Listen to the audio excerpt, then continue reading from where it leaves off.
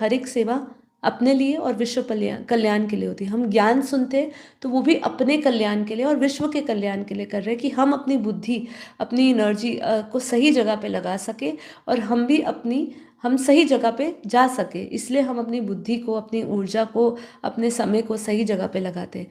तो ऐसे ही मैंने कहा था कि वो भी किसी का ऋण नहीं रखता, इसीलिए वो हमेशा सभी को वरदान देते हैं। और बापूजी इसलिए हमें सबको बोलते हैं कि जो जो कर रहा है, जो जो कर रहा है, वो 200 कला का मल्टीवर्स जब बनेगा। ये भी एक नया पॉइंट था, आप सभी के लिए बहुत शॉकिंग रहा होगा कि जो 200 कला का बापूजी ने मल्टीवर्स की बात करी, वो 200 कला का मल्टीवर्स अब 600 कला का परम धाम जो रहेगा वो सेंटर पॉइंट पे रहेगा और 600 कला की पावर दी जाएगी।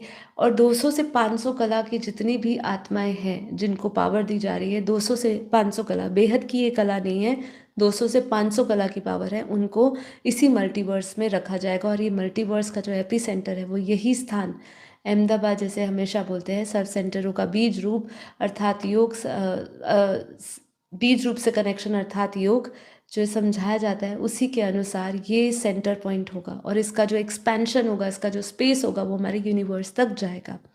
तो इसीलिए ये स्पेशल मल्टीवर्स बनाया जा रहा है।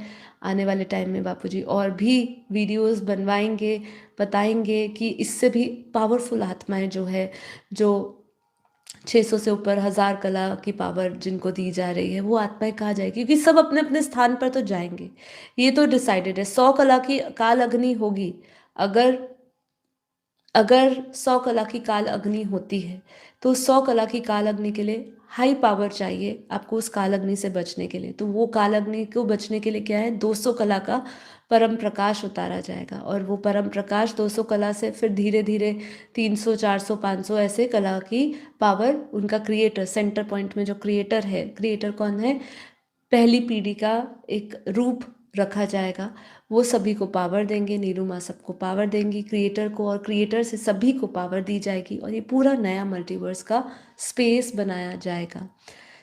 अब बात यही है कि इसकी आवश्यकता इसीलिए है क्योंकि अब युग परिवर्तन नहीं करना है।